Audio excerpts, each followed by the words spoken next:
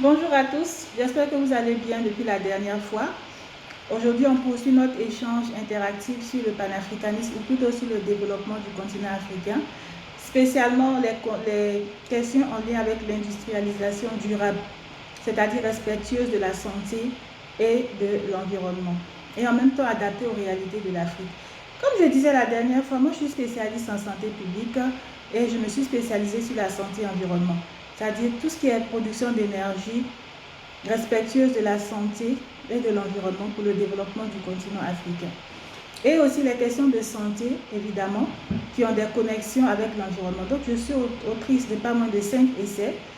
Depuis 2017, j'ai commencé à écrire sur ces sujets et mes essais sont référencés dans des universités comme Princeton, Stanford, la Sorbonne, ici en France où je réside. Donc, je me présente à nouveau, je m'appelle Aïcha Yatabari et je viens vous parler en toute simplicité dans le cadre de dans la suite logique, dans la continuation du débat que nous avons initié il y a à peu près 2 semaines. Donc, je vous ai dit j'allais revenir comme ça de temps en temps, on allait échanger en toute authenticité, en toute simplicité sur l'avenir du continent et les questions en lien avec mon domaine de spécialisation. Vous savez, moi, je ne suis pas une utopique. J'ai réfléchi sur les thématiques d'industrialisation, de développement en lien avec la santé durable, en lien avec la santé environnement. La dernière fois, je vous parlais de l'hydrogène blanc, qui pour moi est une solution énergétique qui va permettre le boom industriel de l'Afrique. Parce que l'Afrique en est au stade de l'industrialisation, mais l'industrie manufacturière, parce que nous n'avons pas encore toute la technologie nécessaire pour penser à une industrialisation de second de niveau de secondaire ou tertiaire. Nous en sommes pour le moment au stade de l'industrie manufacturière. Mais il faut développer des solutions énergétiques pour apprendre des erreurs des autres. Parce que le sage, c'est celui qui apprend des erreurs des autres. Dans les pays riches, ils se sont lancés dans une course effrénée à l'industrialisation. Il y a eu la révolution industrielle ici en Europe. Mais ils se sont rendus compte qu'ils avaient porté atteinte à la planète, ils avaient porté atteinte à la santé. Il y a eu des cancers, il y a eu des affections respiratoires, des affections neurologiques, des troubles de la reproduction, des cancers qui ont touché les enfants, les adultes suite à certaines solutions énergétiques qui n'étaient pas adaptées. Donc, ils reviennent en arrière. Ils sont toujours pour l'industrialisation. L'Europe, par exemple, où je vis, c'est le continent où je vis en ce moment, est en phase de réindustrialisation, mais avec des solutions énergétiques viables et durables. Et même, on parle de transition écologique. Donc, je parlais de l'hydrogène blanc, comme je disais, qui est une énergie, une source, un gaz naturel qu'on trouve dans la couche terrestre dans certains pays en Afrique et même au Canada. Et je m'adresse beaucoup aux personnes qui me suivent au Canada parce que dans le cadre de la francophonie, il y a l'Organisation internationale de la francophonie qui est basée au Canada, qui non seulement a un volet culturel, mais aussi un volet qui s'appuie sur la société civile pour le développement de projets pour l'essor économique et la prospérité des peuples africains. Donc, ça m'intéresse beaucoup. Voilà pourquoi je fais un coucou à ceux qui me suivent depuis le Canada. Donc, pour revenir à l'hydrogène blanc, on s'intéresse à la manière dont on peut rendre cette source d'énergie commercialisable à grande échelle. Donc, c'est une énergie d'avenir et qui s'inscrit dans le cadre de la transition, de la recherche de solutions énergétiques écologiques, sans tomber dans le greenwashing. Nous sommes dans la réalité, nous sommes dans le concret. Comme je disais la dernière fois, le véritable panafricanisme, c'est le concret.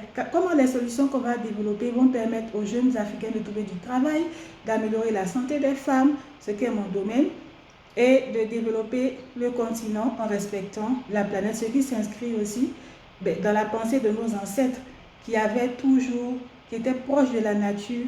Même la santé dans la conception africaine était holistique. Je ferme la parenthèse. Aujourd'hui, comme je disais, je ne suis pas une utopique. Donc, je ne suis pas une utopiste plutôt. Donc, je reviens sur le développement durable en Afrique, c'est-à-dire les solutions énergétiques pour le développement ou alors le boom industriel, l'essor industriel de l'Afrique ou l'essor économique de l'Afrique qui ne vont pas compromettre la santé et l'environnement. Comment on va les financer? J'ai réfléchi à ça dans mon essai qui est paru en 2022, le développement durable à l'épreuve de la politique concrète. C'est un essai qui est paru aux éditions L'Harmattan France. Donc ceux qui sont au Canada ou un peu ailleurs dans le monde qui connaissent les éditions L'Harmattan France, Ce livre est disponible, a été publié aux éditions L'Harmattan France en 2022.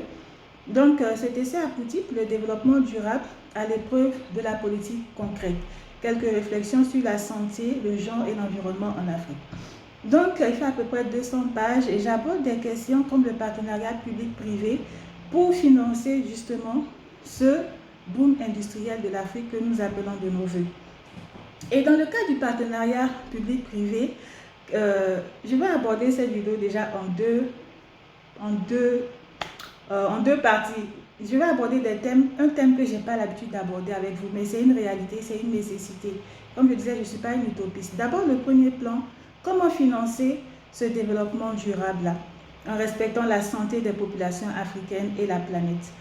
J'ai pensé au partenariat public-privé et j'ai pensé à des solutions, par exemple, comme les infrastructures, c'est-à-dire les matières premières contre les infrastructures. Certains systèmes que certains pays ont développés dans le cadre de leur coopération bilatérale avec des pays africains, où les pays africains, on n'a pas le cash pour investir dans les infrastructures, mais on a des matières premières dont eux, ils ont besoin. Donc, ça permet un transfert de technologie et ça permet de créer des infrastructures pour l'industrialisation du continent africain. Ça a été déjà mis en œuvre dans de nombreux pays africains dans le cadre de la coopération avec certaines puissances. Donc, pourquoi ne pas réfléchir davantage à la manière dont on peut mieux accompagner ce partenariat dans le cadre d'un partage de pertes et de profits équitable entre les investisseurs et les pays africains? C'est un bon modèle de partenariat public-privé. Il y a des grands investisseurs qu'on appelle les zinzins. On les appelle les zinzins parce qu'ils sont capables d'investir des milliards de dollars dans un projet.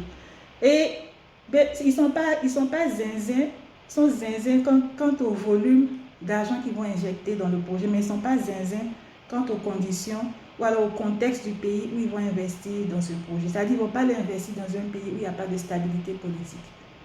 Ils ne vont pas l'investir des milliards de dollars dans un pays où du jour au lendemain, il peut y avoir un coup d'État et tous ces milliards de dollars vont être compromis. Qui va garantir ça? Qui va sécuriser ça? Un autre zinzin va venir au pouvoir et je dis ça avec beaucoup d'humour.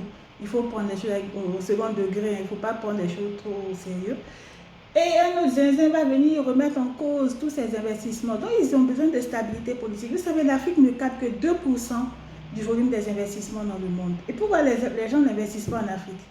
Ils ont des théories du complot pour expliquer ça. Mais non, parce qu'il n'y a pas de stabilité politique. Qui va aller investir 5 milliards de dollars ou d'euros dans un pays où il n'y a pas de stabilité, où il n'y a pas de sérieux, où du jour au lendemain, il va y avoir un coup d'État et le nouveau va venir dire non, moi c'est avec ce pays je travaille, mais non, parce qu'il y a eu la colonisation, il y a eu l'esclavage, donc moi je ne veux plus travailler avec ce pays, c'est avec ce pays que je vais travailler, et il va vous retirer vos permis d'exploitation et il va vous chasser.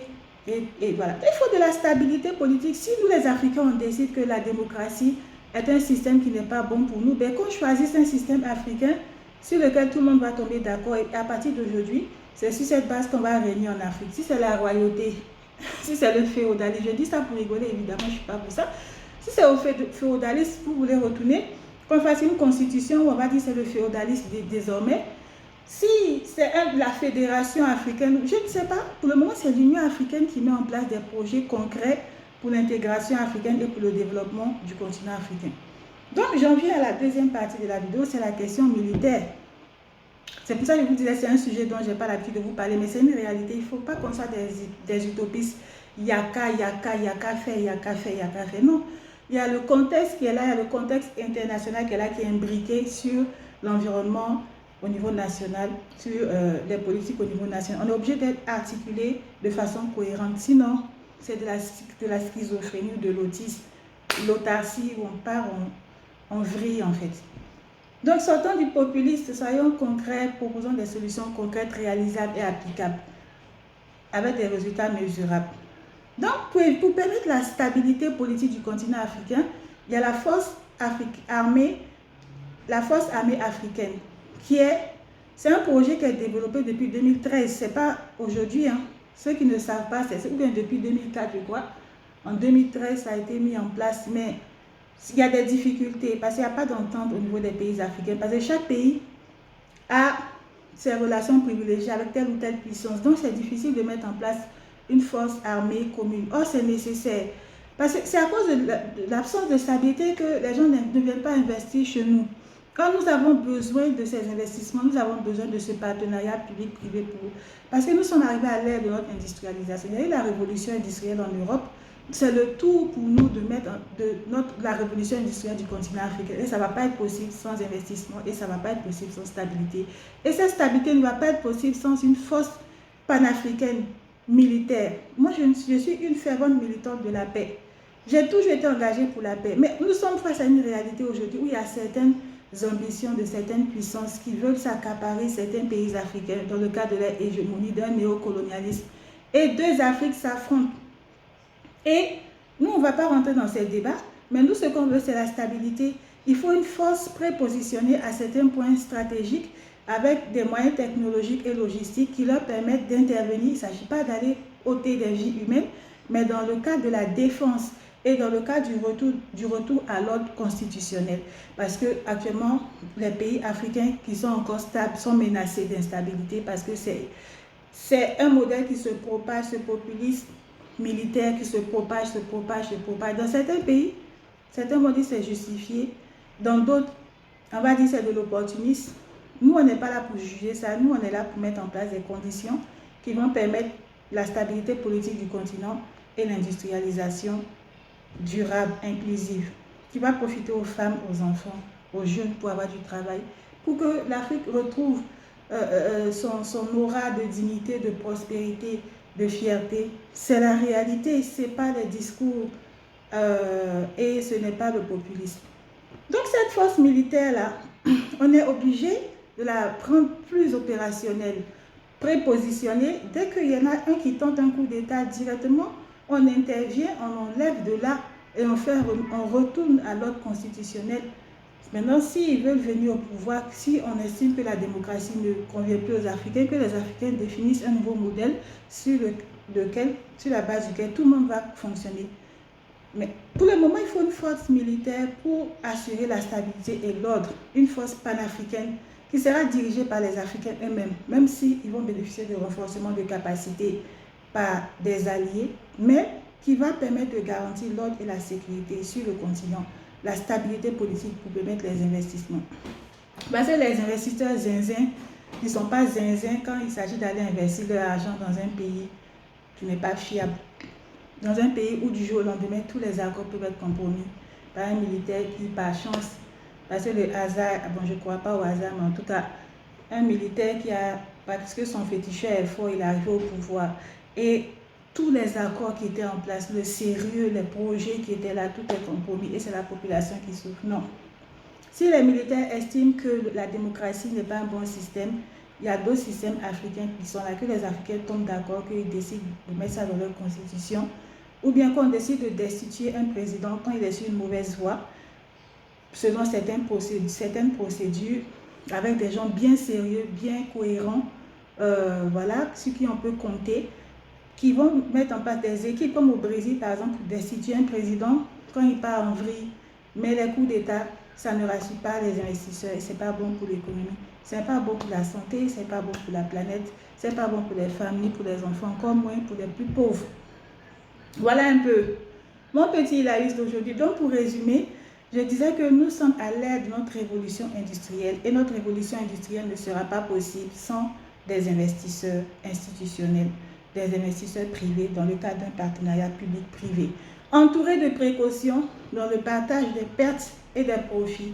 Et que j'en parle dans mon essai « Le développement durable à l'époque de la politique concrète » paru en 2022 en France, disponible au Canada dans plusieurs librairies et dans plusieurs bibliothèques universitaires, même aux États-Unis.